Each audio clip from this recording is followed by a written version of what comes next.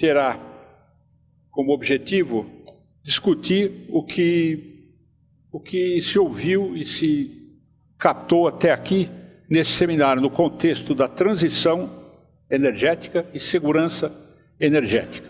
São 2 participantes. Vamos chamar primeiro ao palco a Ana Beatriz Aguiar, que é pesquisadora do setor de gás e biocombustíveis da FGV Energia. Ana Beatriz, muito obrigado. E vamos chamar o diretor de Economia e Assuntos Regulatórios da ABIOV, o Daniel Amaral. Daniel, por favor.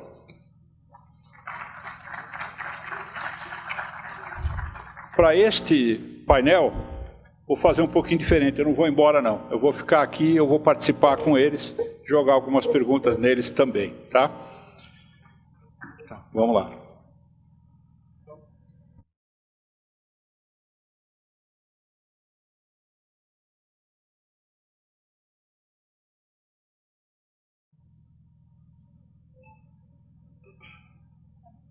Então, boa tarde a todos. É um prazer estar aqui com vocês, participando desse seminário tão enriquecedor para o setor. Eu também agradeço o convite em participar em nome da FGV Energia. Eu trouxe alguns dados aqui, eu vou tentar ser bem breve na minha fala. Antes de tudo, eu queria destacar os biocombustíveis como uma alternativa praticamente crucial na transição energética e extremamente importante para a descarbonização do setor de transportes em geral. Como aqui hoje a gente está falando bastante dos combustíveis do ciclo diesel, eles são combustíveis extremamente importantes devido ao uso e à utilização, e isso acaba aumentando um pouco o debate acerca da descarbonização do setor. Ótimo.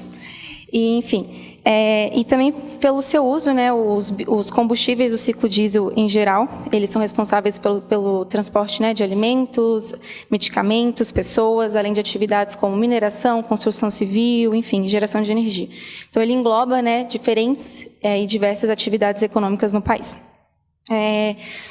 Hoje a gente sabe que existem diversas alternativas que estão sendo avaliadas para que possa trazer alternativas que sejam mais de baixo carbono e possam promover essa descarbonização. Só que nesse quesito existem algumas oportunidades ou desafios, não sei qual seria a melhor palavra para definir, mas que a gente precisa buscar alternativas que sejam realmente que garantam a segurança energética e também que forneçam um preço justo ao consumidor. Então são 2 desafios que eu acho que praticamente quase todos os biocombustíveis do ciclo diesel precisam ainda ficarem atentos a esse quesito. Em termos de dados, eu vou ser bem breve para tentar agilizar o processo. Meses atrás, a Agência Internacional de Energia publicou um relatório que eles estimam a demanda mundial de biodiesel e HVO para 2030, em 1,4 milhão de barris por dia. E isso representa 7% do consumo de diesel mundial. Então, ainda existe um grande espaço para a gente poder desenvolver os biocombustíveis no mundo. E aí eles destacou que no biodiesel em si ele vai crescer de forma mais significativa no Brasil, na Indonésia e na Malásia, devido principalmente aos mandatos de mistura. Então, o quão importante é estabelecer políticas públicas, enfim, que incentivem e abram espaços para esses biocombustíveis. E o HVO, no caso, que é um outro biocombustível do ciclo diesel, ele vai se expandir de forma mais rápida na América do Norte e na Europa, também impulsionado por políticas públicas. E no contexto brasileiro, eu acho importante destacar isso, que 23% da matriz de consumo energético do setor de transportes é abastecido por biocombustíveis. E, desse número, 17% é o etanol e 5% é o biodiesel. Mas é uma participação que ela é maior do que qualquer outro país do mundo. Então, a média mundial é de 4%. Então, o Brasil realmente está na frente e a gente tem condições de ser realmente o país dos biocombustíveis. E, enfim, só para finalizar essa primeira parte, a gente, avaliando num período de curto prazo e diante de todo esse cenário que eu vim relatando aí, eu acho que a gente pode considerar e concluir que a descarbonização do ciclo diesel nesse curto prazo, ela vai acontecer, né, principalmente por meio da utilização do biodiesel, né? Então, assim, por ter já uma infraestrutura e um mercado mais consolidado quando a gente compara com outros tipos de biocombustíveis. Então, hoje, né, no cenário atual, o biodiesel é a opção mais abundante, né, eficaz e econômica. Então, acho que a gente pode começar a descarbonizar por aí. Obrigado. Daniel? Bom, primeiro, obrigado, Ana, por aceitar o convite. Muito bom. Eu acho que a ideia do evento, né, trazendo aqui um apanhado geral, me parece aí foi atingido aí com sucesso, que é colocar todo mundo no mesmo espaço de discussão, discutindo desde a matéria-prima, a produção de biocombustíveis, aos motores, enfim, a regulação. Eu achei que os debates foram riquíssimos, né? E mostram que a gente tem muito a discutir sobre isso. O quadro mudou muito. Se a gente olhar como estavam as discussões na época ali dos motores, dos testes de motores de 2018, onde o ambiente era bem diferente, para o ambiente de hoje, onde está todo mundo trabalhando juntos em prol dos biocombustíveis, da descarbonização. Acho que hoje a gente está falando de um cenário, né, de um espaço muito mais pacífico, de crescimento, né, de parcerias, né? E isso é uma coisa que eu acho que faz todo sentido, pegando palavras aí do Vicente Pimenta, aí, que lidera essas discussões dentro da Biov há muito tempo, né? Se a gente não olhar para os biocombustíveis como uma oportunidade de desenvolvimento científico, tecnológico, aproveitando, né, o capital investido em caminhões, em ônibus, que já estão aí rodando, né? Como é que a gente vai fazer? A gente vai importar toda essa tecnologia, né? A gente de fora, a gente vai trazer soluções de fora, né? A palavra do Camilo, né? Soluções para quem, né? Para os problemas que são lá de fora. Os nossos problemas são outros, né? Assim como as nossas soluções também são outras. Então, né, eu corroboro aí da visão que não existe uma única solução, mas concordo aí com a visão da Ana, de que o biodiesel hoje é o produto mais acessível, né, tanto em termos de volume, quanto em termos de preço, né, e o desafio está colocado, né? Para mim, o desafio hoje ele está na fase agrícola. Como que nós vamos ampliar a oferta de óleo para a produção de biocombustíveis, né?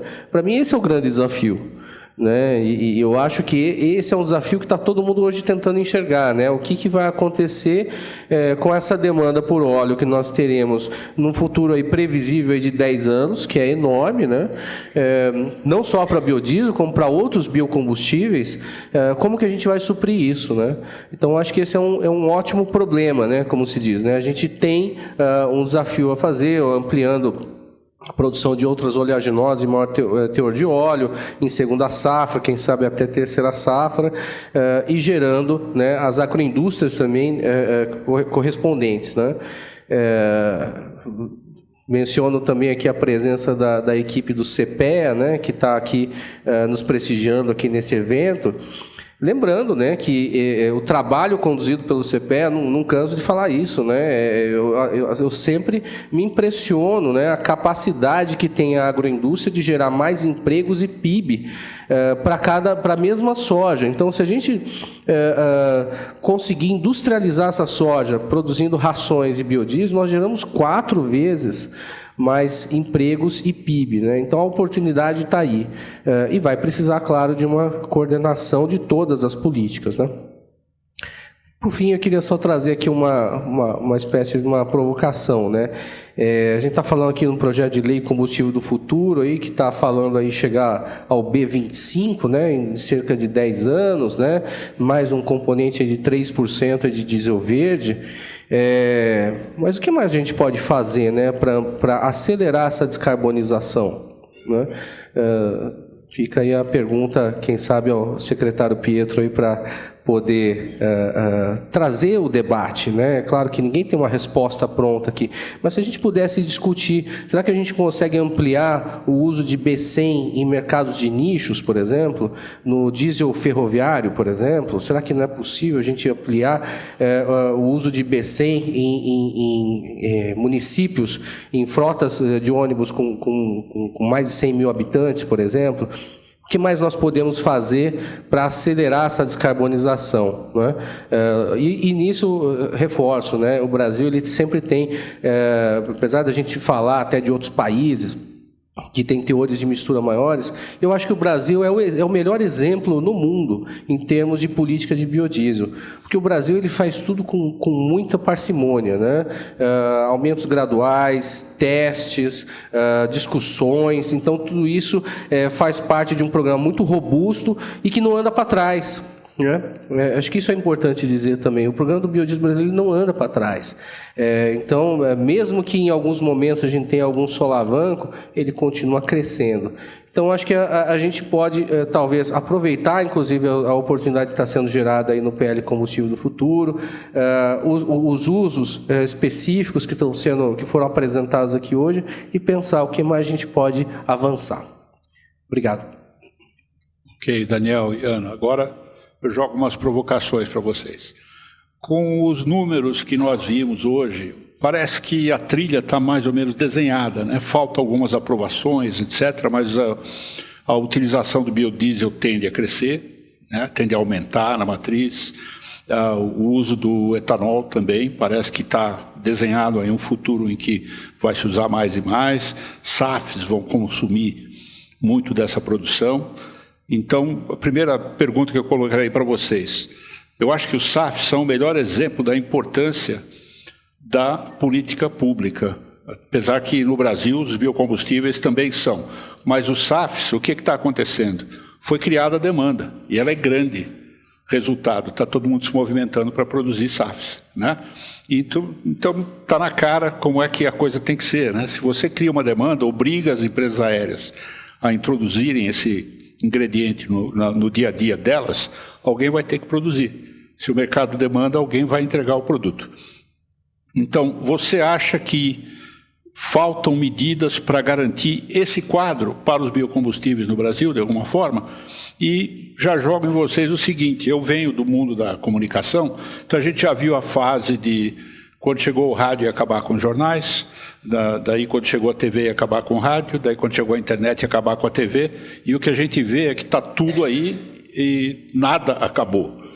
Então, será que na matriz energética não é isso também que vai acontecer? As opções diferentes vão estar lá de acordo com cada mercado e nada vai desaparecer. Apenas o que for mais conveniente, mais interessante, mais aceitável para cada mercado é o que vai crescer em utilização. Parece-me que a gente aponta para esse caminho. O que é que vocês acham dessas duas posições? Eu acho que é exatamente isso que você falou. Assim, tem algumas alternativas que estão mais desenvolvidas mesmo, por exemplo, né, no caso do ciclo diesel, o biodiesel está à frente.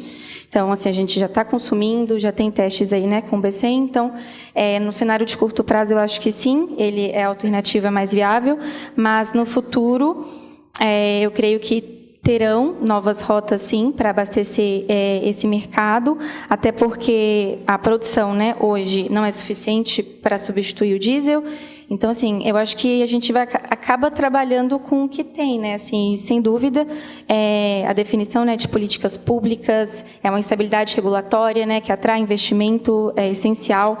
No caso, né, do biodiesel também, a diversificação de matéria-prima, sem dúvida, pode abrir muito leque, né, de opção, enfim, aumentar a oferta e acabar, né, aumentando a demanda. E acho que é isso.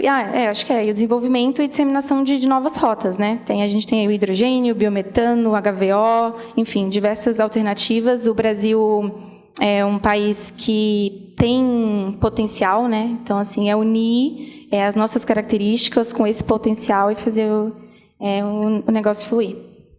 Daniel. Em economia, a gente costuma usar sempre os estudos, né, de a indústria nascente, né? E se a gente comparar a indústria de biocombustíveis com a indústria do petróleo, a gente está falando realmente de uma indústria nova, né, que muito ainda está a se desenvolver. Então, acho que esse é um ponto, né? E o segundo ponto é a questão, foi trazida aqui, da questão do impacto, eventualmente, da adição de biocombustíveis para o consumidor. Acho que todos esses debates são válidos, né? A gente tem que sempre trazer isso.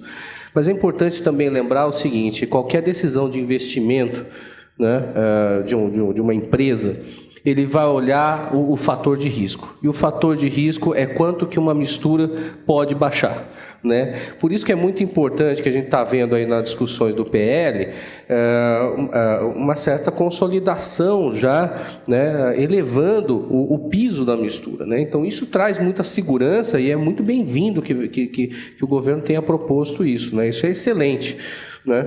É claro que aumentar o teto, aumentar a perspectiva é muito bom, mas no sentido que você está falando, a política pública ela tem essa função justamente de tirar essas nuvens, né, essas incertezas, e dar para o empresário uma condição de falar: olha, invista aqui, né, em questão de 5, 10 anos aqui, você vai conseguir reduzir os seus custos, competir, enfim. Então, essa é a função mesmo, né? Sem as políticas públicas, a gente vai fossilizar de novo, né? Não tem jeito, né? Se deixar só para o consumidor olhar ali a questão do preço, ele vai optar, mas daí é aquela coisa, né? A gente sabe que ele é um resultado que é ruim para todos, né? Porque à medida que você tem os ganhos individuais, vamos dizer assim, econômicos, mas pior em termos ambientais, pior em termos sociais. Estudos da EPE, Empresa de Pesquisa Energética, aqui, que já foram apresentados, lá, quantas mortes e internações por problemas respiratórios já foram evitadas com o uso do B10. Né?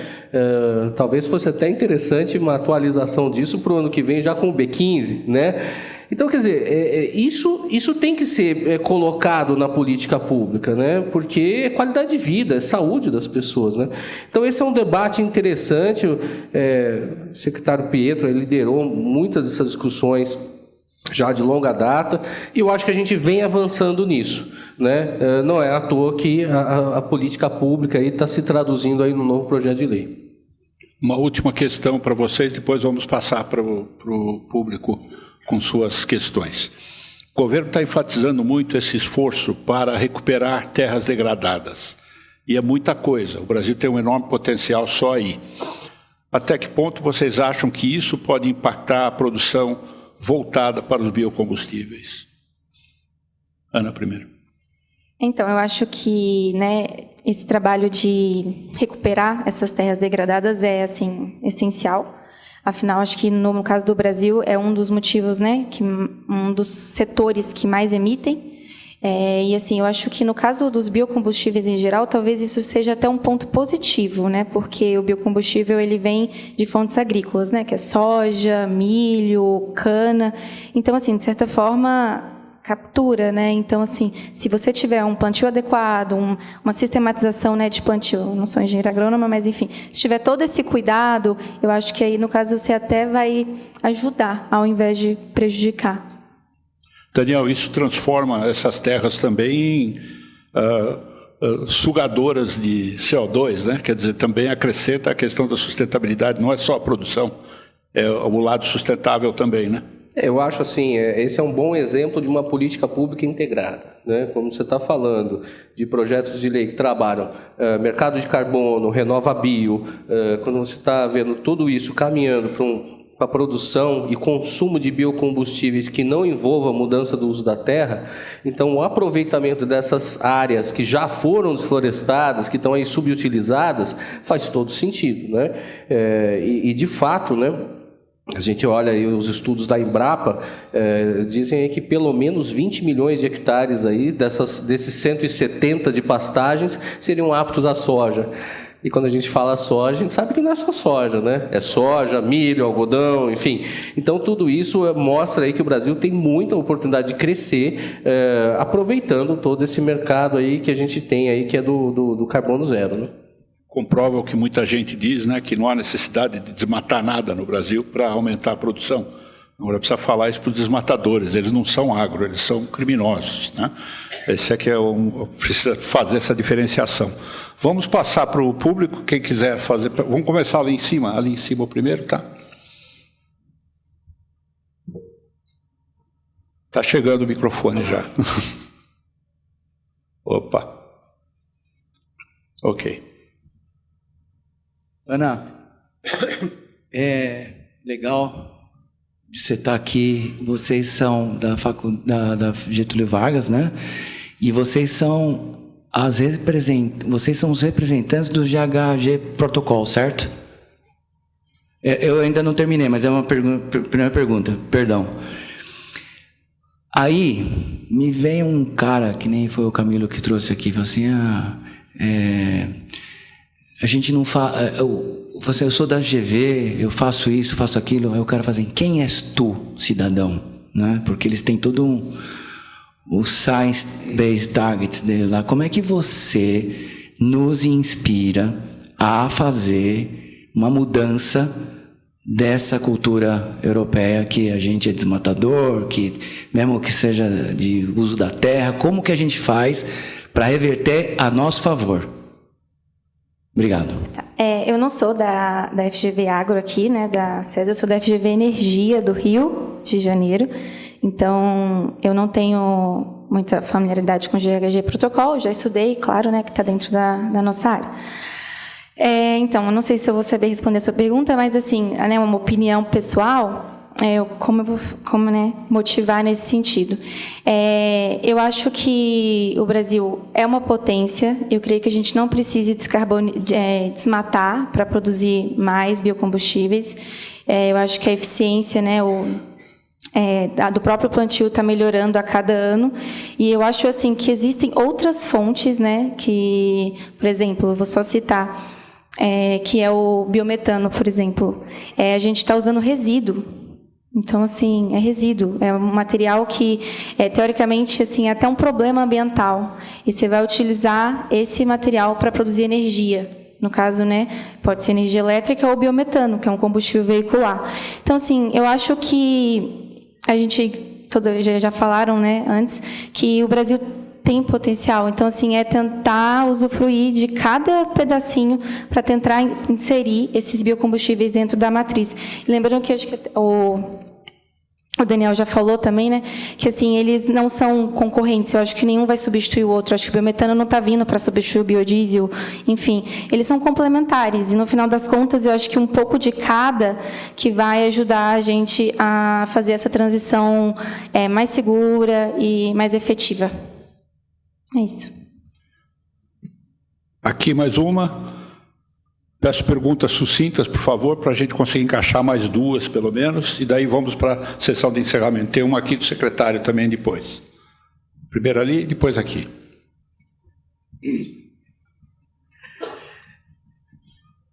Eu queria fazer primeiro colocar um contexto. A gente escuta com bastante frequência que o mundo está olhando para o Brasil e que ele vai deixar de olhar para o Brasil depois da COP30. Hoje o G20 traz todas as atenções do planeta para o Brasil e isso se prolonga até o final do ano que vem. Então esse é um contexto de oportunidade que não podemos deixar passar.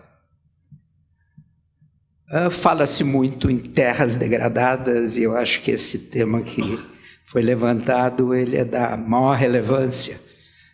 E quando a gente fala em nós estamos falando em biologia, nós estamos falando em matéria orgânica, nós estamos falando em energia solar transformada em biomassa como fonte de energia veicular, ou como fonte de qualquer tipo de energia.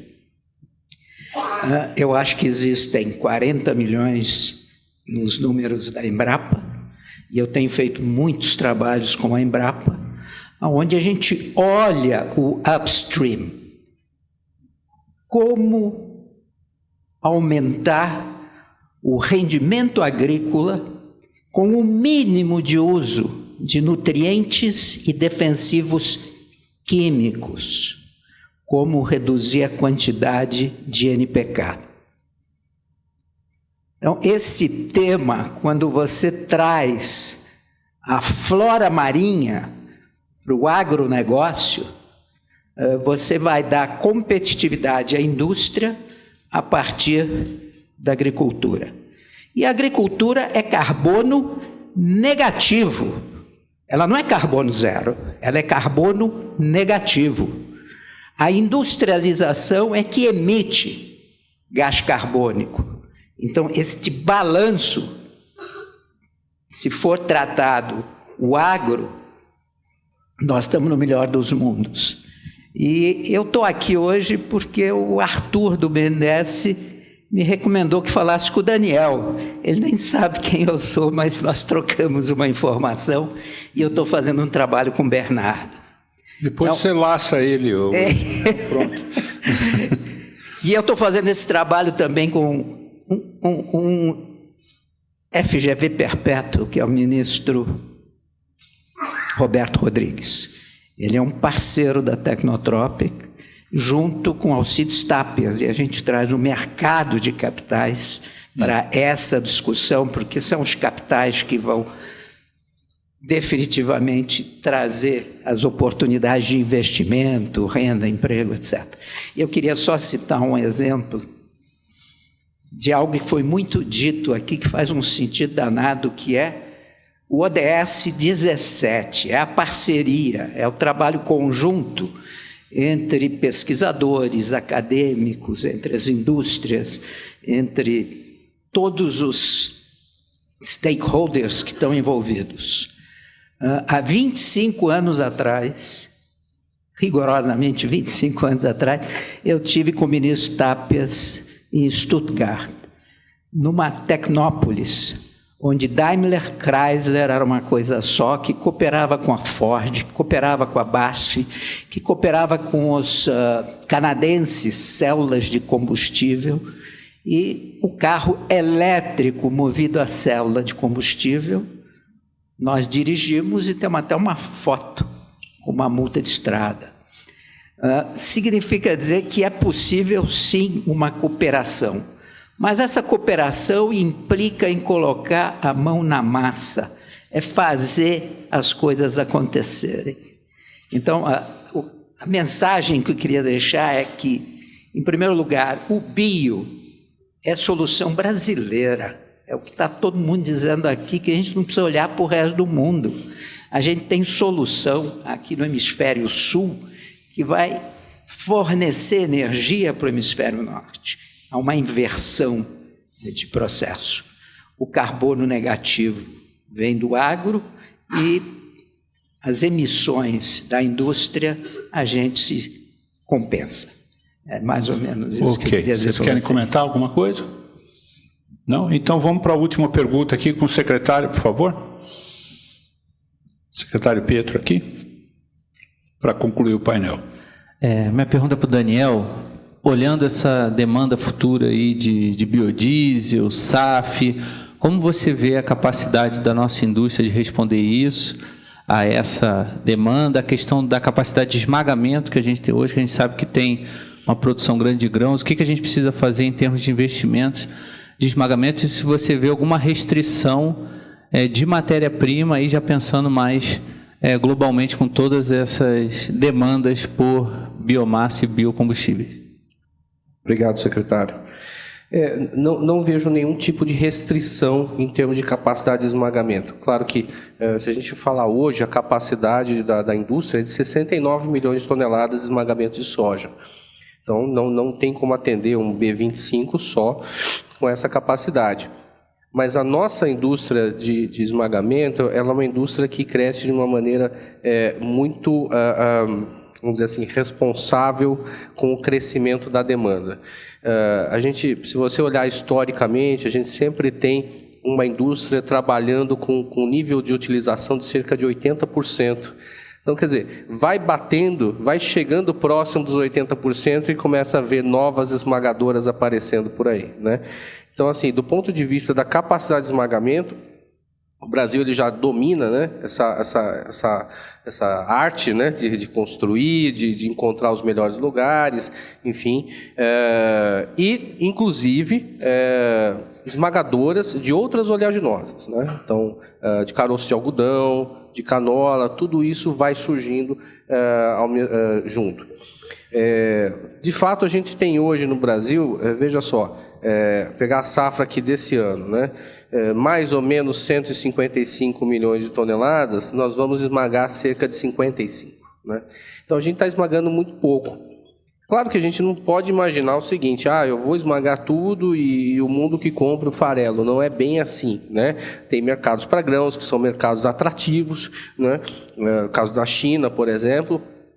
Mas é possível, e daí fica aí também uma proposta de se desenvolver políticas para estimular outros países que só compram grão, exemplo da China, inclusive, né? O país do Sudeste Asiático, que eles passem a comprar uma parte desse grão na forma de farelo. Isso seria muito interessante para o Brasil. Né?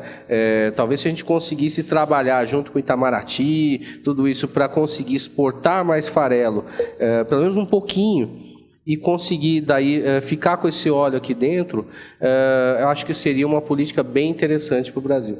Mas assim, então, em termos de matéria-prima não falta, capacidade industrial ela é muito elástica, né? Seja de esmagamento ou de biodiesel. Eu acho que o desafio nosso é como que a gente vai colocar esse farelo no mercado internacional, né? Claro que quando a gente olha o crescimento do biodiesel por si só, ele já aumentou o esmagamento no Brasil. Antes do biodiesel, o esmagamento ele crescia por ano cerca de 1 milhão, 1 milhão e 100 mil toneladas. Hoje, ele cresce 2 milhões e 200, 2 milhões e 300. Então, o biodiesel ele conseguiu estimular o aumento do esmagamento, mas sozinho ele não vai conseguir fazer tudo. Então, a gente precisa trabalhar, junto com o Ministério da Agricultura e Itamaraty, as políticas por farelo também. Ana Beatriz, última palavra? Algo a acrescentar? Tudo certo, foi ótimo. Então, beleza. Então, muito obrigado, Daniel. Obrigado, Ana Beatriz, por essa participação. Está encerrado aqui o painel.